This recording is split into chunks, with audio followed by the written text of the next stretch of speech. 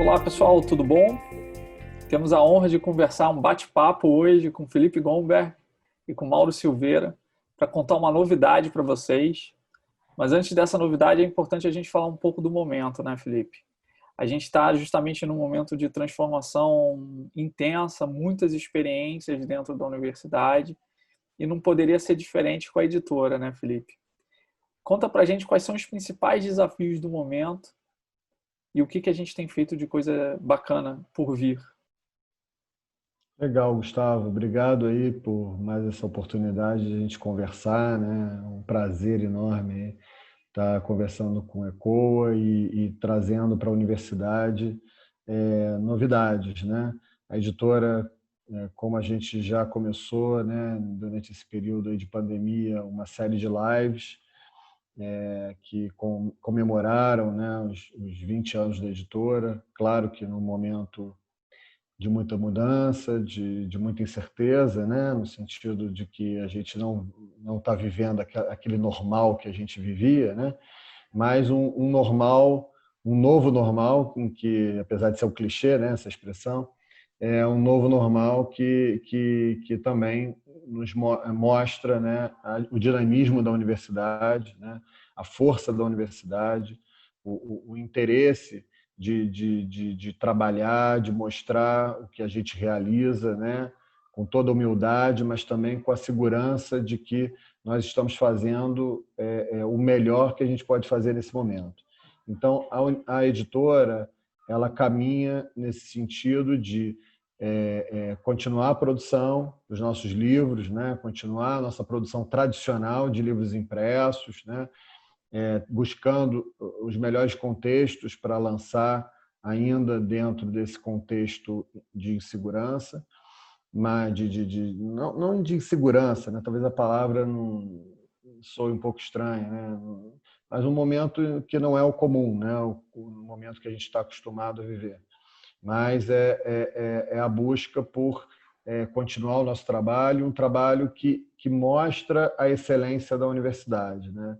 Que mostra o esforço cotidiano dos departamentos de produzir pesquisa, de produzir bons trabalhos acadêmicos. Então, nesse sentido, a gente continua o nosso trabalho fazendo lives, né? Mostrando o trabalho dos nossos autores, dos professores da universidade, divulgando esses professores e divulgando esse trabalho.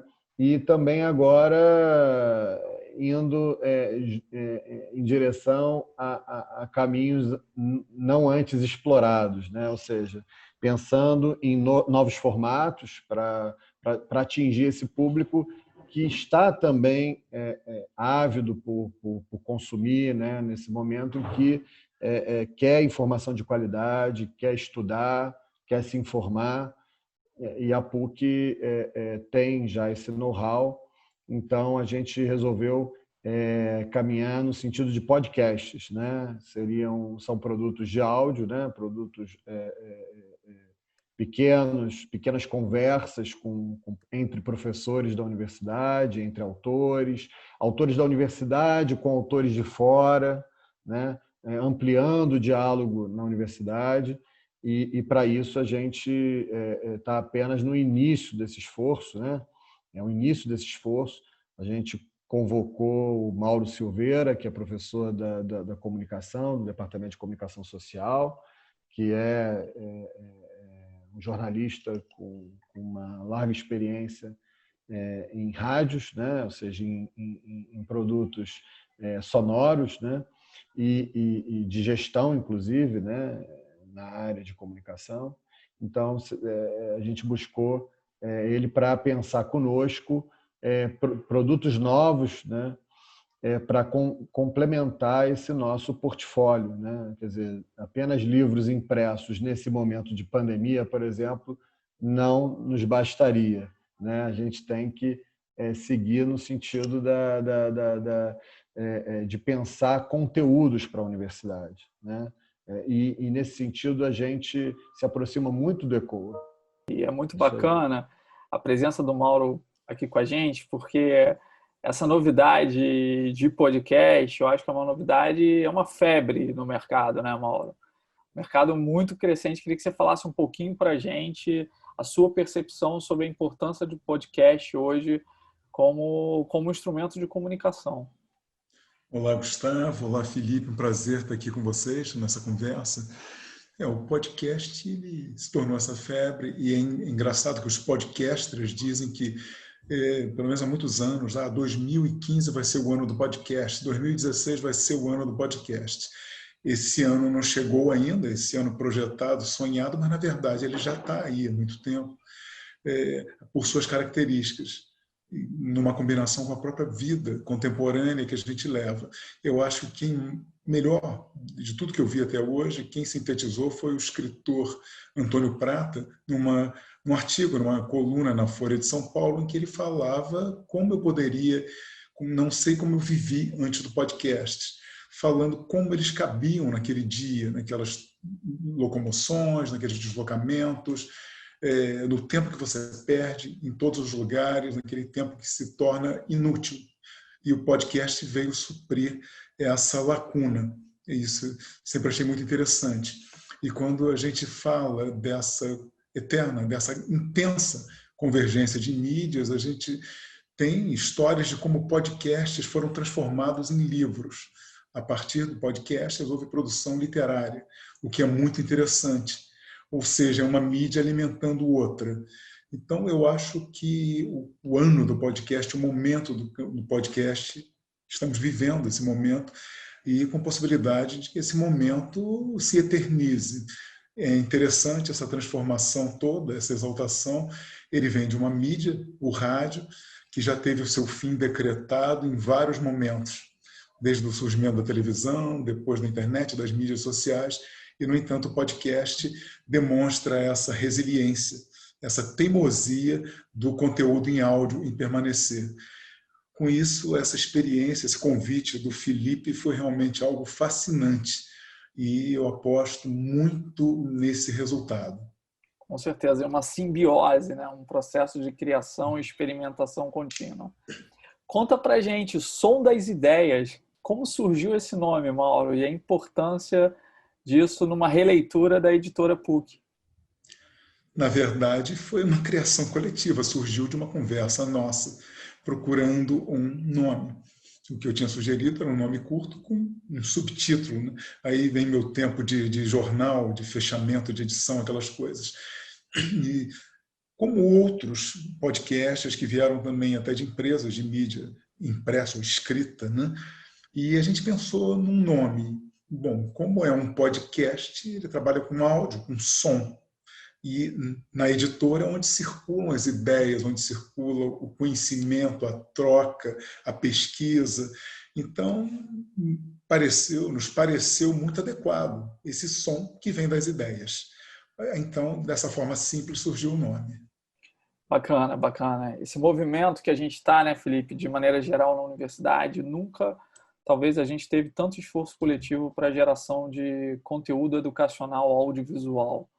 Muito para cobrir essa lacuna do distanciamento social, muito para cobrir esse momento que a gente está de busca por novos caminhos, busca por novas experiências, né? Mas justamente eu faço uma provocação para você. O que a editora está buscando, né? Quer dizer, e qual é o papel da multidisciplinaridade dentro desse processo? É uma pergunta que realmente a gente se faz todos os dias, né? A primeira coisa é pensar como a gente pode ampliar, né, digamos assim, o nosso serviço à universidade, porque é um serviço à universidade, no sentido de havia lá em 2000, quando a editora surgiu, há 20 anos, né? Esse ano completa 20 anos de atividades editoriais, havia uma demanda reprimida, porque a PUC sempre se configurou numa universidade, se caracterizou por ser uma universidade ligada à pesquisa acadêmica. E os nossos pesquisadores tinham que buscar outros meios para publicar. Nós não tínhamos editora própria, né? Então, havia uma demanda reprimida, e claro que depois de 20 anos e mais de 400 obras publicadas, né, nós temos, sim, já conseguimos, digamos assim, atender a essa demanda reprimida. Mas parar nesse momento, pensar o livro apenas na sua forma impressa, não faz o menor sentido, né? O que o Mauro acabou de colocar para a gente, de pensar o podcast, quem sabe, né, como uma oportunidade de trocas entre acadêmicos, entre professores, e também entre alunos, né? Porque, na verdade, quando você pensa num acadêmico, você não pensa apenas no professor, né? Um doutorando é um aluno, né? E um aluno de graduação, muitos deles hoje pensam, muitas vezes, em prosseguir em carreira acadêmica. Então, você tem um mercado em franco crescimento, entendo, né? Não só no sentido da geração dos conteúdos, né? Mas também nas formas de fruição, né? Eu acho que a gente tem hoje essa grande possibilidade, né? Que é claro que os meios não são os esperados, no sentido de a pandemia nos proporcionou isso, né? A gente poderia dizer como se fosse não é muito bom bradar efeitos positivos da pandemia, mas é verdade, por outro lado, né? A pandemia nos proporcionou pensar em novos meios, né? Em novos meios de atingir públicos, né? E pensar num público como um público não apenas receptor, mas num público criador, num público que é capaz de interagir e de modificar a realidade. A gente sentiu isso nas aulas, né? no Zoom. Como a gente tinha que dar grandes guinadas, muitas vezes, numa aula em que a gente achava que a gente estava indo pelo caminho certo e não, a gente tinha que... Né? Então, os meios estão mudando e eu acho que a editora ela está se inserindo nessas mudanças, assim como ECOA. Eu queria que você também nos falasse um pouco, Gustavo, como é que você enxerga esse papel dos podcasts, por exemplo, no projeto do ECOA, que é um projeto super bem sucedido na universidade, né? Vocês acabam de lançar uma plataforma que vai ser um agregador de conteúdos da universidade, ou seja, que é uma possibilidade de num único espaço, digamos, virtual, a gente ter acesso a maior parte dos conteúdos, digamos, em áudio e vídeo da universidade, né? E queria que você dissesse o que você pensa, por exemplo, não é um projeto que vai ser exclusivo da editora, é um projeto da universidade. Um projeto da editora é sempre um projeto da universidade. Com Né? E eu certeza. sei que o ECOA também enxerga dessa maneira. Então, Eu eu acho que queria a que você gente... falasse um pouco como é que um Então, projeto de podcast se insere no projeto do ECOA.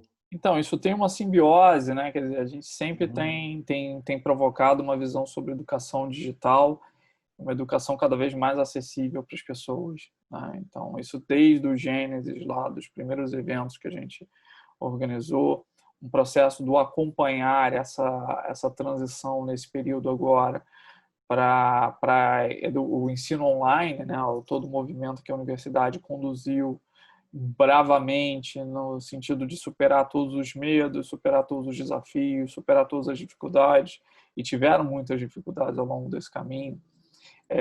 A gente sempre buscou, talvez, provocar um olhar de uma só PUC, um olhar que a gente possa buscar encontros, que a gente possa buscar diálogos, que a gente possa buscar trocas, que a gente possa buscar novas experiências e, com essas experiências, a universidade descubra novos caminhos. Eu acho que isso está em super linha com toda a provocação, com todo o gênesis do processo e com muita coisa que está por vir, né? Quer dizer, eu acho que a provocação da plataforma do ECO que você comentou foi de reunir um ponto único de acesso, diferentes experiências de diferentes departamentos que estavam acontecendo na universidade.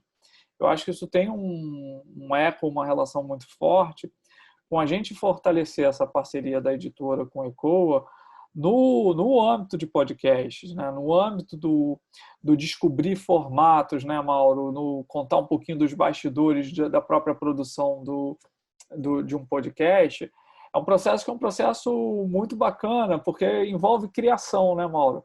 Muitas vezes a gente acha que é só um áudio, mas o áudio é um elemento-chave, é um fio condutor, mas por trás do áudio tem um trabalho que eu queria que você contasse um pouco para a gente também, dos bastidores e as próprias provocações, o que tem dado certo, o que não tem dado certo, e as próprias experiências que a gente vai fazer de maneira conjunta a partir de agora. Tem sido uma experiência muito interessante. O Felipe participou desse processo de edição. Nós começamos fazendo 2 lives, transformando em podcast, aquelas lives que acontecem ao vivo. Então, tomando o cuidado de realmente de preservar aquilo que fosse essencial e pensando na forma mais eficiente que aquela mensagem poderia chegar a um público maior e interdisciplinar, principalmente, tá? Tornando aquilo acessível a ouvintes, tanto aqueles que costumam acessar, consumir os livros da editora, e outros também que possam se interessar por aqueles temas. Foi interessante a forma artesanal no início que a gente procurou, que a gente teve condições de trabalhar.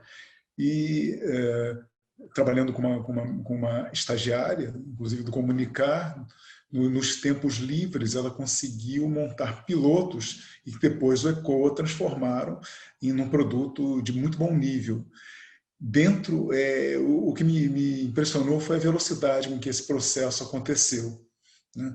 Isso se deve muito ao otimismo do Felipe, a forma absolutamente positiva como ele procurou imprimir, o ritmo que ele procurou imprimir essa produção. O trabalho da menina absolutamente assim apaixonado, ela se tornou assim naquele momento parte daquilo, vibrando muito pelo fato de estar participando daquilo. E o ECOA, quando nos forneceu recursos técnicos, uma trilha muito interessante, uma vinheta de abertura, de encerramento, que são fascinantes. Quando vocês forem acessar esse podcast, vocês vão ver essa qualidade, né, de acabamento que o ECOA nos proporcionou. Então, desde o pensar, no início, a gente pensando em algo que já existia, na viabilização desse produto para outro formato, mesmo dentro do áudio, mas em um outro formato. E agora os desafios que a gente tem pela frente. Já pensar num produto final, não uma adaptação de algo que já existia. E isso, cada podcast que a gente fizer vai ser um desafio a mais e um desafio muito, muito saboroso. É o que eu posso, pelo menos é assim que eu me sinto. Muito bacana ouvir o relato da cocriação, que eu acho que talvez seja a palavra-chave da junção de esforços e a gente tentar, a partir do que a gente tem como universidade, como essência, como pessoas, criar coisas novas. E a partir do novo, quem sabe a gente descubra novos caminhos. Felipe, conta pra gente, assim, quando foi ou será lançado, né? Dependendo do momento que a pessoa tiver contato com esse áudio ou esse vídeo, o som das ideias. Como é que a gente pode acessar esse material? Qual foi a ideia, né? A gente tem já uma primeira programação de podcasts de programas pensados para esse ano de 2020, né? Com uma ênfase em temas sociais, né? Em função principalmente desse âmbito da pandemia, né? Porque a gente entende que as nossas vivências estão modificadas, então a gente entende que é fundamental refletir sobre essa construção social que está em franca mudança, em transformação, né? Então a gente quer lançar agora, né? Lançar agora em agosto, no dia 12, né? A gente vai ter um lançamento, enfim, claro, a maioria, ou alguns já vão ter, já vai ter passado, digamos, esse lançamento quando ouvirem essa conversa, mas a ideia é que a gente faça, né, dois programas pelo menos por mês, né? Ofereça 2 programas pelo menos por mês nesse segundo semestre, e assim tentando tangenciar os temas que estão mais nos provocando nesse momento, desde temas como favelas do Rio de Janeiro, o próprio exercício do jornalismo que se modifica nesse momento da pandemia, a questão da violência contra a mulher, que está muito em voga, né? Porque a gente vê que nas casas em que as pessoas estão tendo que conviver mais, né? Essa figura da violência contra a mulher aparece de uma forma terrível ainda no Brasil, né? Então a gente tem várias questões que a gente quer abordar, né? Numa perspectiva, sempre o ponto de partida é um livro da editora, mas a gente não deve se ater a isso, né? Se limitar a isso, né? Uma vez que os podcasts devem representar uma visão do que a universidade produz. E se não for ponto de partida um livro da editora, certamente um podcast que vai motivar um professor a publicar um livro conosco. Então, eu acho que o nosso objetivo é esse, abrir a editora para a universidade, conversar com os departamentos e receber bastante feedback, né? Receber o máximo de feedback possível, porque a gente quer crescer, no sentido dos conteúdos, no sentido desse acolhimento aos professores, à comunidade acadêmica e interagir cada vez mais, né? Muito inspirado no perfil do ECOA mesmo. Legal, Felipe. Eu acho que é bastante bacana a gente poder tá influenciando positivamente a cocriação, a criação de novos áreas para a universidade. E fica o convite, a partir da sua fala final, para que os professores, e da fala do Mauro também, que eu acho que complementa muito bem, quem sabe os podcasts não geram novos livros, e novos livros não geram novos podcasts, e que a gente comece a conduzir esse ciclo virtuoso de compartilhar saber, compartilhar conhecimento, que é um propósito, a alma mater da universidade, em última análise, né? Então, Com certeza. acho que foi bastante bacana esse bate-papo e estou curioso agora para ouvir a produção, que não está restrita a essa série que o Felipe falou, né, Felipe? Eu acho que podem ter novas propostas. Eu incentivo a todos os professores da universidade a procurarem a editora, a procurarem o ECOA, enfim, gerem suas propostas e a gente vai acolher com muito carinho e muita atenção todas essas iniciativas e dar o máximo de apoio possível para que a gente possa fazer com que o conhecimento ecoe com mais qualidade, com mais frequência, com mais intensidade. E quem sabe a gente pode... E seja documentado. Exatamente. O registro é extremamente importante, por isso essa parceria com a editora PUC é fundamental, até para que a gente possa distribuir, e distribuir com segurança, distribuir com profissionalismo, que eu acho que é uma marca dessa iniciativa. Perfeito, Gustavo. Olha, te agradeço mais uma vez a oportunidade de falar aqui pelo ECOA, né? Por meio dos canais do ECOA, sobre a editora, e fica realmente um convite à comunidade acadêmica, à PUC, aos alunos que nos procurem, nos escrevam, interajam conosco, conheçam o nosso catálogo, né? Vejam a quantidade de professores das diferentes áreas que realmente já publicaram conosco, publicam, né? Temos aí outras iniciativas também que certamente o ECOA participará conosco nesse segundo semestre, de lives, né? De outras lives, tá? Que certamente poderão gerar podcasts, né? Uma ideia de, por exemplo, a gente pegar o professor em sala de aula e a gente expandir a sala de aula numa live, né? Para além da sala de aula, construindo um podcast a partir da sala de aula. Então, isso é outro projeto. Nós temos aí 3 ou 4 intenções nesse sentido, da aula live. Tá? Então, estamos aí para interagir e agradecer não só ao ECOA, mas ao Mauro pela confiança de ter aceitado o projeto, ao Departamento de Comunicação Social, porque gentilmente aceitou que o Mauro participasse dos nossos projetos, né? Então só fica o meu agradecimento e o meu convite. Bacana. E vamos todo mundo atrás dos canais. Deezer, YouTube e Spotify, né? Isso aí, né? Exatamente. Vai começar. E a gente vai divulgar, vai compartilhar essas referências para vocês. Consumam, deem feedback. Eu acho que talvez um dos modelos de engajamento mais importantes para professores e para alunos é que se engajem, deem feedback, sugiram novas pautas. Eu acho que tem um cenário muito aberto para a gente acolher essas sugestões. Com certeza. Tá bom? Ok. Obrigado aí, Gustavo. Obrigado a você. Obrigado a todos. Valeu, Obrigado. Mauro.